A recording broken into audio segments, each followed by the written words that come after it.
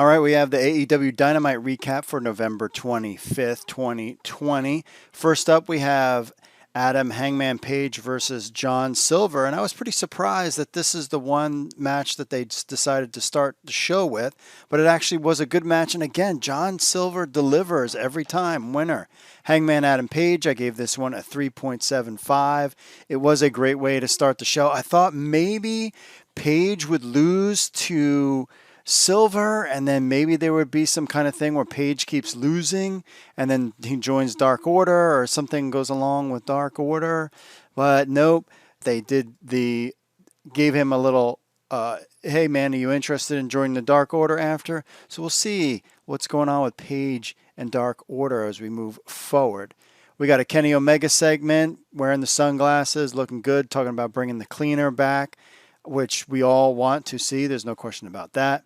Darby Allin checks in, doing Darby Allin stuff, as he normally does. Then we get Will Hobbs versus Lee Johnson. This was a big quick squash match. Was not really that impressed with anything. Winner Will Hobbs. I gave this a 2.50. Not really. Didn't really do anything for me. After the match, though, this is what set it up. Taz wants some respect for the FTW title. Him and Cody go at it. Cody mentions training Taz's son, and then all heck breaks loose in that one. So that will be interesting as we move forward. What's going on with Cody and Team Taz versus Cody seems to be a thing moving forward. Maybe we get a Brian Cage Cody match and a Darby Allin versus Ricky Starks match, which I think would be good stuff. Eddie Kingston checks in, doing his Eddie Kingston thing, talking trash about Pac, but then Jon Moxley appears, saying, hey man, did you beat me up backstage? And he was like, no. Hybrid 2, Angelico and Jack Evans versus Top Flight, Darius and Dante Martin. This was my elite match of the night. These both two teams, high flyers, lots of action. I wasn't really sure where this would go, but TH2 gets the win. I gave this a 4. This was my elite match of the night. Man, just Top Flight is so young, and they are so good right now. And I love them pairing with Hybrid 2, similar styles, very innovative styles, I guess you could say. And they put on a great show, and this was a fantastic match. I was definitely looking forward to this, and they definitely delivered. Nyla Rose checks in, talking all sorts of smack. See what's going on with them and potential Jade Cargill and Brandy Rhodes, talking smack about her. FTR checks in, talking about how they're the best. Yeah, we know that. Tag match, Chris Jericho and Jake Hager versus SCU. This one I was like, I don't know about this. The interesting part is that Chris Jericho has never faced Christopher Daniels before, which I never knew. You would think of these guys, 50 plus years they were working the wrestling business, never faced each other. Winner, Chris Jericho and Jake Hager. And this match was okay. Interference from, the only really interesting thing was MJF was out there and Wardlow with our new little inner circle gang, and they were getting involved, and now that sets up a match for next week. I'm just still not a big Jake Hager fan. I'm sorry. Miro and Kip Sabian check in, talking about video games, and then gets interrupted by best friends. They beat each other up, and Miro beats them up. See what happens there in the future. There's your feud there. Moxley and Kenny Omega contract signing. This time, Jon Moxley beats up Kenny Omega before they sign, talk a bunch of smack. And there you have it. Next week, December 2nd, we get Jon Moxley versus Kenneth Omega. Looking forward to it. My conspiracy theory, and I've mentioned this multiple times, I think Moxley loses the belt. That is my guess. So you have to tune in and see if I'm right. Inner Circle checks in, talking about setting up next week, Jericho versus Frankie Kazarian match. Should be good. Don't have a problem with that. Our women's match, Hikaru Shida versus Anna Jay. And Anna Jay looked good for somebody that's only been out there for a year. Really. Only had 7 matches when she first appeared on AEW Dynamite during the COVID pandemic shows. This was a great match. It was a good match. It was no Serena Deeb Thunder Rosa, which is probably the bar maybe and here Hikaru Shida and Britt Baker match. That's probably the bar for the women's division. This was a good match, and I've noticed that I've been grading these a lot better. Anna Jay has definitely improved. A good arsenal. Hikaru Shida works well with some of the talent that's not on the Serena Deeb level, and Thunder Rosa. But this was a good match, and I was impressed with Anna Jay. I was like, okay, she's definitely come a long way. There were some couple awkward spots here and there. Hikaru Shida with the win. I gave this a 3. And that's usually high for me. I'm starting to be a little bit more nice when it comes to the women's matches. You can definitely see there's an improvement. Abaddon comes out, and I think that's setting us up for Hikaru Shida Abaddon. I'm looking forward to that. I'm looking forward to seeing more Abaddon matches to see really her gimmick is spot on. There's really nobody that's got a better gimmick than Abaddon. I mean, it's fantastic. But can she wrestle? And that's what I want to see. Maybe we get a dark match this week with some Abaddon in there. Matt Hardy checks in talking about how he invented everything. We're starting to see this new character. Not really sure where he's going with this one. I am intrigued. And this kind of arrogant Matt Hardy thing, we'll see if this fizzles out. I'm still not sure about it. Team Taz checks in. They're all fired up. They're going to be taking on Ricky Starks, and Will Hobbs will be taking on Cody Rhodes and Darby Allin next week. So this time Taz was so upset he left, and they let Ricky Starks cut the promo. It was taped, but it was good to see Ricky Starks because he's kind of known as a promo guy. And let's let him grab the mic and do his thing. And Ricky Starks is in my top 10 favorite wrestlers in AEW, that's for sure. Then we finally finish with Pac versus Ray Phoenix. Pac and Ray Phoenix versus the Butcher and the Blade. Good match throughout. Winner, the Butcher and the Blade. I figured this was going on. Give this a 3.75. Good match. You know, a lot of these matches were just kind of like typical AEW good matches. Nothing terrible. Nothing that stood out. Again, I'm a super fan of Ray Phoenix. Then at the end of the match, Lance Archer comes out. And the only reason why I think Lance Archer came out to help Pac and Ray Phoenix is potentially Pac goes back to Europe and then takes a while to get back. So maybe they're setting up a Lance Archer, Eddie Kingston feud, which is kind of weird. And then I was thinking, well, what's going to go on with Eddie Kingston, the Butcher and the Blade? They need to add some more firepower to their group.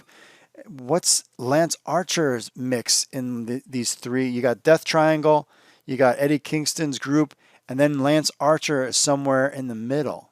And maybe they try to align Lance Archer.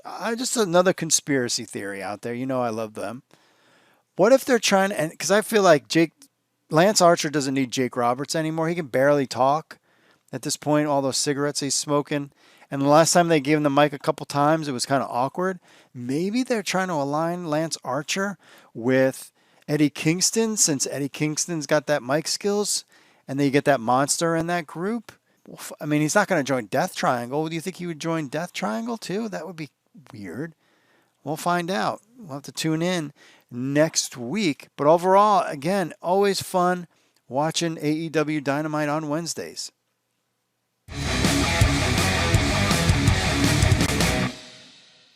Card announced for next week's AEW Dynamite special Winter is Coming. This will be on the December 2nd episode. First, we get Jon Moxley versus Kenny Omega. This is a big match. Totally excited about that. Then we get the Dynamite Diamond Battle Royal, which I thought was a great idea. Always love these kind of matches. So who's in this match? So MJF will have to defend his diamond ring that he's been carrying for over a year. Wrestlers announced. I don't think he'll keep it. Wrestlers announced for the match: MJF, Wardlow, Hangman, Adam Page, Sammy Guevara, John Silver, Alex Reynolds, Isaiah Cassidy, Mark Quinn, Matt Hardy, Matt Sydal, Scorpio Sky, Sean Spears. That's good. Orange Cassidy, Kip Sabian, and Miro. Good to get all these guys in there. Always a battle royal match is a lot of fun. We'll see how this one goes down and who comes away with the diamond. I think MJF keeps the diamond. I don't know who else. Who else would you give it to? John Silver? That would be a dark horse. Or maybe Matt Hardy? No. Or maybe Miro? I'm not really sure. Or Hangman? Or really, actually, what you would maybe kind of set up to make it kind of really interesting is what if Sammy Guevara beats MJF to get the ring? That would be a nice little setup feud for those guys. Singles match, we get Dr. Britt Baker versus Leah Hirsch. I always had my conspiracy hat that Dr. Britt Baker was still injured, and that's why we weren't really seeing her in many matches in the ring.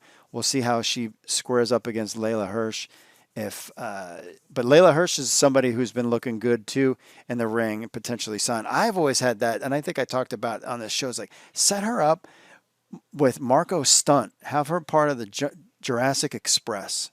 I think that would be kind of something cool with her character and her beat up people that mess with Marco Stunt or something. I don't know. Then finally we get the tag match, Darby Allin and Cody Rhodes versus Powerhouse Hobbs. I guess that's what he's going by now. And Ricky Starks. I'm super excited about Ricky Starks and Darby Allin. I'm curious how this one will go out, but should be a good match just with Ricky Starks and Darby Allin alone. And then finally, Chris Jericho versus Frankie Kazarian. Close out that feud, that kind of short feud. Give Chris Jericho a couple wins. I think that's where they're going with that. So it should be a fantastic December 2nd show. Who do you think is going to win, Moxley or Omega?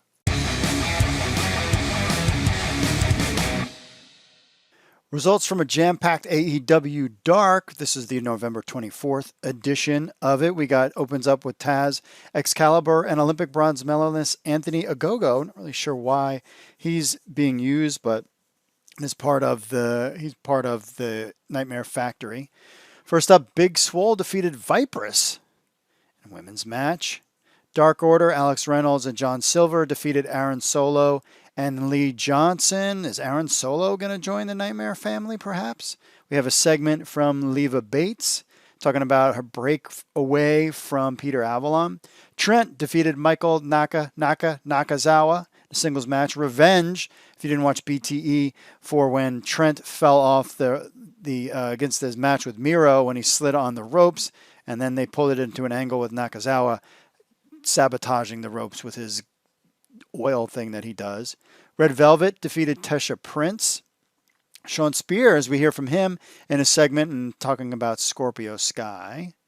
Then Lance Archer in another segment coming up. I wonder what they're planning on doing with Archer.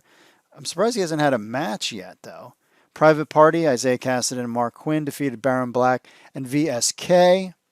Kaylin King defeated Roche Chanel. Kaylin King, I think this is one of her first victories, and she's been kind of a quote-unquote jobber for a little while, and now she gets the victories. Interesting.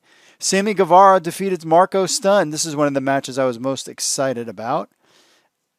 Sammy had a little post-match talk after that. Penelope Ford defeated Dream Girl Ellie.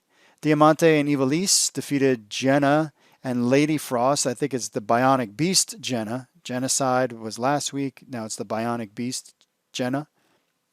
Brandon Cutler gets another win versus Adam Priest.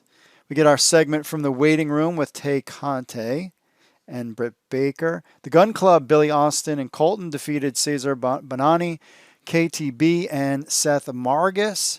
Jurassic Express, Jungle Boy and Luchasaurus defeated Panda Express, Ultimo Panda and Super Panda. Angelico and Jack Evans, TH2, defeated Brian Pillman Jr. and Griff Garrison. The Acclaimed, Anthony Bowens and Matt Castor defeated Alex Chamberlain and Damian Ferrier. Matt Sydal defeated Alan Angels in a single match. Peter Avalon got the win over Fuego del Sol. So Peter Avalon is now off the schneid in the losing streak. Then finally we get Evil Uno and Stu Grayson, the Dark Order, defeating Joey Janela and Sonny Kiss.